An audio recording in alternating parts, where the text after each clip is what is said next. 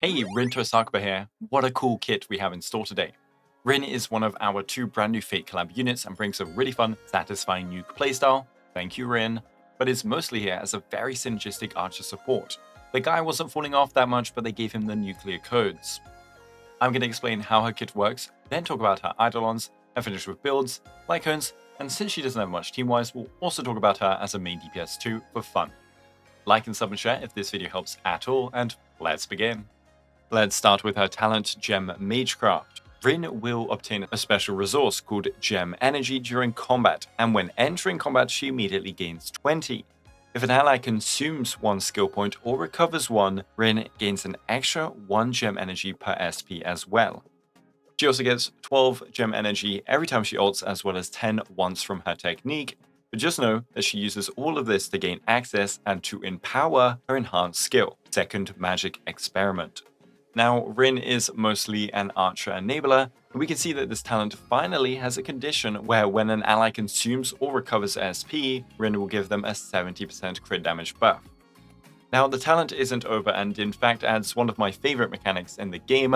4.4 is all about experimenting, it seems. I don't like the bundling of characters with this supports, I prefer flexible team building, but if you're gonna do it in a cool way, and this new joint attack mechanic is so awesome. Joint attacks aren't new, but having two characters do it rather than a character and their memo sprite adds so much flavor. Anyways, the way it works is that if Archer uses his skill and there is 3 or less SP in the bank, or if he's used 5 arrows, then this joint follow-up attack will be activated. Rin and Archer both hit all enemies on the field for a large amount of damage, and this also recovers 4 SP. Since it's an attack from an ally, this can also trigger Archer's follow-up too for an extra skill point. So yes, Archer, a hunt character, can now hit all enemies on the field. This joint attack is used to help him in AoE to clear trash. He can use it to finish off weaker enemies that you don't want to waste an arrow on, and that 4 SP is 2 arrows, enabling an easy 5 arrows every turn with Sparkle. This joint attack only triggers once but resets on Rin's turns, so if you want to keep spamming this, then Rin will need to act in between Archer every rotation. More on this later. So that's special skill, huh? Rin again can use this if either Gem Energy is at least 15 or the SP count is at least 7. A first amazing thing about this is it costs no SP to use, meaning if your archer just used all your precious resources the turn before, then she can still unleash this attack. Anyways, she will deal damage to all enemies and then use her Gem Energy resources to unleash bounce attacks. Every 3 Gem Energy she has, she can consume up to 33 times. And yes, that means you can technically get 33 90% multipliers onto a target. The gem consumption is also smart and won't consume more than it needs to kill whatever's on field. Now, if the team has more than 2 SP, she can consume SP until 2 remain, and each time she does this, she gains 2 gem energy. So do keep in mind that even though it costs 0 SP, it can still yoink all your SP away if above 2. Anyways, the gem energy she gains stacks with the 1 per SP consumed in the talent, meaning 6 SP, for example, is 18 gem energy rather than just 12. A final note on this enhanced skills mechanics is that Rin actually gets a 20% speed buff when entering combat for 3 turns, and using this skill will refresh said buff. So you can use this enhanced skill in her archer teams as a way to burst down enemies after an archer rotation, for example the last part of a boss phase, or the spears from Nikador. I would not spam this ability as it can consume your team's SP, and even with the joint attack, you won't make it all back up for 5 archer arrows without a sparkle ult. I like to basic spam on her until I really need this enhanced skill, or 3 turns have passed for the speed buff refresh, and this lets me stack it up a ton for a gigantic burst of damage. Anyways, Rin's final ability is a hybrid attack that hits everyone but does most damage to the target you're focused on. She also recovers 1 SP and applies a 20% vulnerability to all enemies for 3 turns. It's good again for either AoE clearing, but also to enter an important wave with a bang and a little extra buffing. Speaking of buffing, 70% crit damage and some vuln and some SP is nice, but we want more, and so we are now getting an increase to the SP upper limit to work with her big SP generation. But more importantly, we're giving Archer 150% attack for some reason, as well as 15% res pen. This also applies to Rin, of course, it just gets transferred to Archer as well if he's in the team. I wonder who she's made for. I will be making a guide on updating your Archer and Saber builds later on, subscribe to catch that, but if you didn't guess already, with an extra 150% attack, it's energy rope Archer time in most cases. Rin really has so much in her kit made to boost Archer even further. crit damage, attack percent, res pen, vulnerability, SP generation, and AoE attacking.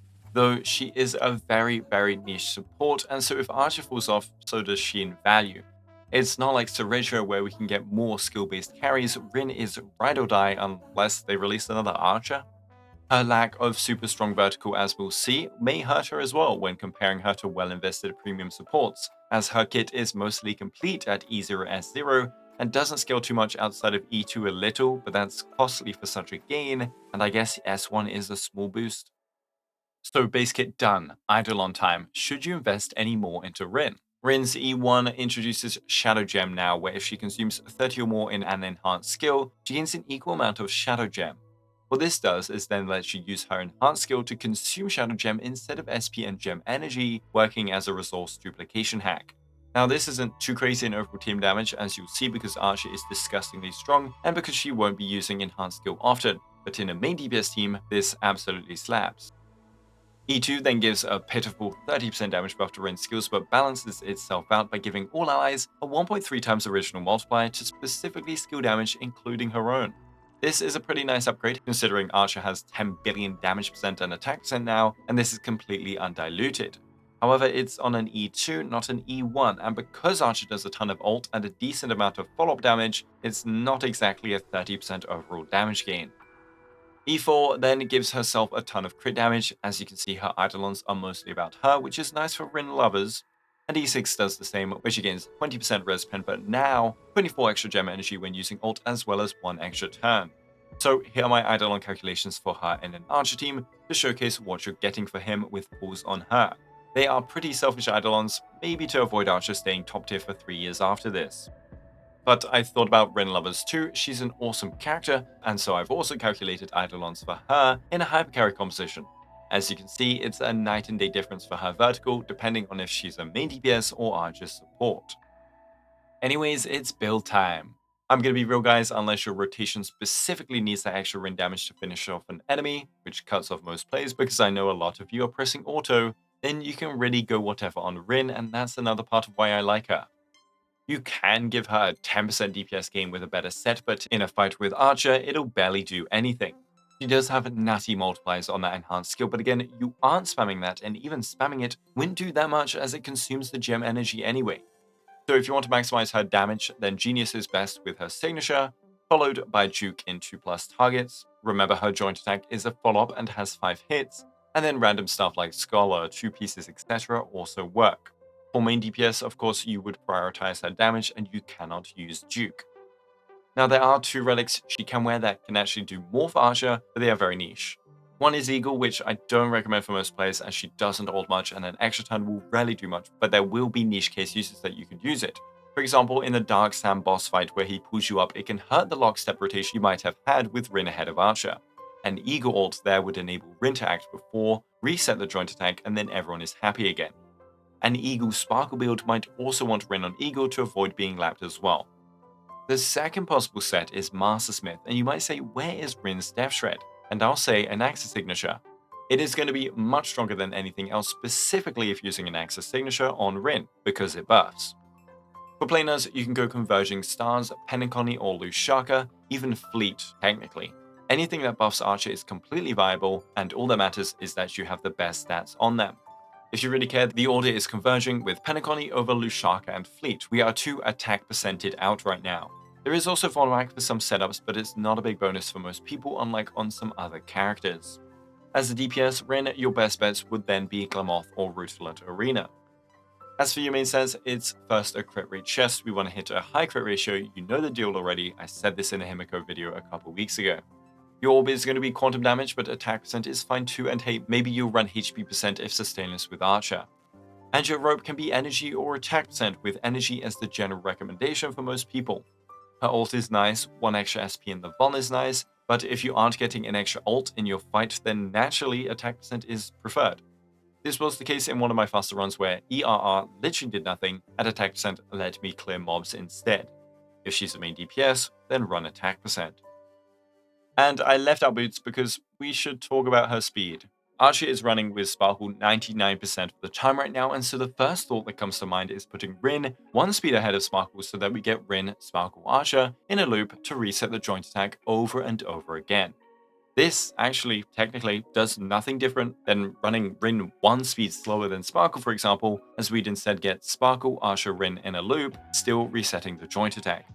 The only case this actually loses you a joint attack is wave 2 of MOC, where if you cleared with Archer's turn, Rin cannot act and reset the counter, so the first Sparkle into Archer loses the joint attack. Every other endgame, however, retains the turn order. Anyways, that's just an example, but imagine you farmed a godly set for Sparkle, or she's on Eagle, or she has E1, or multiple of the above, and then someone tells you, yep, just farm +1 speed on Rin. She does have that 20% self-speed buff, but man, good luck farming pseudo 200 in some cases. So instead of going for +1 of Sparkle speed, which does work and you can do, the real goal is just ensuring Sparkle isn't lapping Rin. There are Rin-specific speed simulators out there on Google which can do this job for you, but running her on speed boots with some substats can do the work without any thought for most players. And for those that it doesn't work for, you guys know how to calculate AV. This does then lead to the possibility of running attack boots Rin for more Rin damage when necessary in 0-cycle fights, as Sparkle should not be lapping her until past cycle 0. You can also run attack percent if replacing Sparkle with RMC, where Rin being super fast doesn't do anything for specifically the turn order loop anymore. And as a main carry, Rin should also be running attack boots, as she has a self-speed buff and always wants Saridra, who gives a speed increase of her own. Running super fast does have other benefits outside of keeping ahead of Sparkle for resetting joint attacks. Like, maybe that extra action gets her ult, and now she can apply 20% vulnerability before Archer's final turn to destroy the enemy in a 0 cycle, but again, that's something you would know if you were planning a rotation. So for your stat goals, just aim for 100% crit rate in combat, spam crit damage and attack percent otherwise, and grab some speed to not get lapped by Sparkle. If you want to get that joint attack in MOC or you need her extra turns for an extra ult in your rotation, then of course build more speed and drop damage stats for it. It won't hurt that much because Archer is doing 10 billion arrows regardless. Main DPS Rin can instead just aim for full damage. Now let's check out Light Cones. Her signature gives herself an 18% crit buff, and then when anyone in the team consumes at least 4 SP in a turn, the wearer gets an effect that gives everyone a 20% def ignore buff, and the wearer specifically gets a 72% skill damage buff. You can see that this is incredibly potent for her main DPS playstyle and not bad for supporting Archer either. But is it needed? Rin by herself is a gigantic upgrade to Archer compared to equally invested supports, and easier as 0 of her is just fine to do what she needs to do. And there are other utility cones she can equip. The Herta's signature, even though SP really isn't a problem anymore, can still get you an extra SP here and there, which can never be bad, especially running Huohuo now. Make the World Clamor lets her gain a boost of energy at the start of a fight. This doesn't get her a first turn ult, funnily enough, you'll need to wait until the joint attack, or if you want it before Archer's turn, you'll need to get hit or have energy from an abundance unit. However, the start isn't that important, so I don't think you need this cone, but I'll note it for you guys anyway, because maybe ulting earlier lets you get your second ult in a better spot on the next waves. Then we have Eternal Calculus, which even though I want to blow this light cone up in 3+ targets, it can give Rin a ton of speed for those that need her that fast. And finally, the one I quite like, and Naxx's signature. This gives her energy, which could be nice for better ult timing, but it barely buffs her damage. But remember, her damage isn't too important. It instead provides a def reduction effect with a similar power to her own cone, 12% instead of 20%, or in a vacuum a 6.9% DPS increase versus 12%. But it does def reduction instead of giving allies def ignore, which means we can run Master Smith Rin for 15% team-wide damage. So if considering permanent uptime on an Axis takes def ignore, which of course won't always be the case, as well as Master Smith on Rin, it is actually very similar to her light cone. But no one pulled this cone, and again, I think you can just rock any cone on her and be fine because Archer is him. If you're a main DPS believer, her Sig is extremely strong and way ahead of other options though. Her E1 S1 spike is pretty major. And with light cones out of the way, we can finish with teams. Run her with Archer and Sparkle and Huohuo. Thank you for watching. Okay, but let's talk a bit about team variations. Archer, Sparkle, Rin, Huohuo is my favorite composition. We ran Dan PT in the past for his SP positivity, but with Sparkle and Rin and more Archer ults, we are drowning in SP. And I much prefer Huohuo's energy here. Dance from Sparkle, more Archer ults and follow-ups, Rin ults for Vuln and damage. Yes, they are squishy, but outside of one-shots, Ho has the edge over Daniel. With Rin in the team, we can also drop Sparkle technically and run Remembrance MC. Here I'd ideally have an E1 Archer to help with the much lower team SP generation, but you can just forego most Rin skills like you do anyway. I think I'd rather keep Sparkle here though and let RMC be elsewhere or even be elated.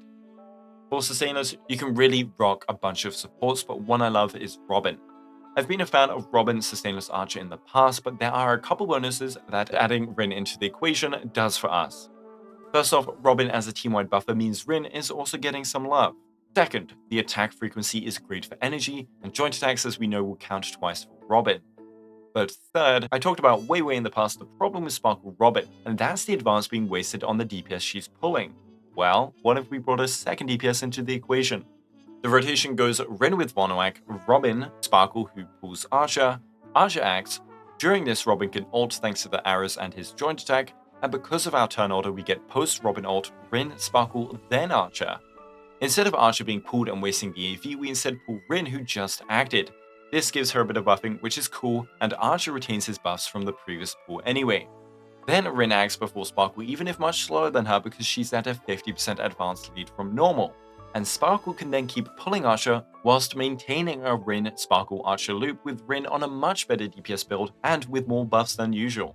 I run Vonoak on Rin because of the extra attack plus follow-up on her turn that Robin needs to ult with her S1 during Archer's first turn. Ruby Sig can drop it. If running 180 Sparkle to hit the 3 turns in Concerto, then we can run 150.1 Rin or 130 pre-combat Rin. She needs to take 2.5 turns when Sparkle takes 3, giving us 2.5 divided by 3 times Sparkle's speed minus 20.4. And you're not running her as a support elsewhere. Luckily, there's no Erudition Emanator or they'd be hella pissed right now. Finally, let's talk Rin DPS. I don't generally recommend her as DPS until E1 S1 first because of how volatile her damage is without E1. It's mostly about that big enhanced skill setup and not much else. And secondly, her S1 is such a big spike over other Lycons for main DPS Rin because of how overloaded it needs to be a worthy pool for support Rin. But anyways, for a Rin DPS team, I would recommend Synergy first as your best support. The beauty of Synergy is enabling a skill-based nuke to happen again, and the way she works is even if you use resources in your kit to do this nuke, it won't be consumed. This is why My Day can double Godslayer, Finan can double his Meteor Shower, and this is why Rin can double Enhanced Skill without losing gem energy on her next one. This is also why kit-based resources are so nice for Synergy, as the Herder, for example, cannot get an impactful benefit from Synergy as her interpretation stacks are on enemies which are consumed by the skill, making duping the skill not really do much. This may seem like I hate the Herder, but I don't, I just hope she gets some love. But yeah, making an ability that can hit thousands of attack percent multipliers happen again is a pretty good idea. And remember that gem energy saving Rin does if she kills the enemy early? Well, the extra skill doesn't consume gem energy, letting you unleash a fully stacked gem skill. Use your non-dupe skill that will consume resources, but since the enemies are low, it'll just finish them off with some of your gems and conserve the rest for the next enhanced skill. A truly OP synergy. After that, she'll want to Sparkle for her SP, gem energy stacking, and buffs, even if her advance is slightly wasted with Rin and Synergy's speed buffs. Sustainless is the real way to go for her one-shot setups, as you want to make sure the enemy dies in that burst, or else you need to set up a completely new one. E1 does help with this though. So RMC, Morton X Blade, E1 Tribi, Welt all work. But I think that's all you need to have an amazing Rin time. Like and sub if it helped, share to anyone that might need help, and thanks for watching. Thanks to my amazing YouTube members, and have a Guoba day.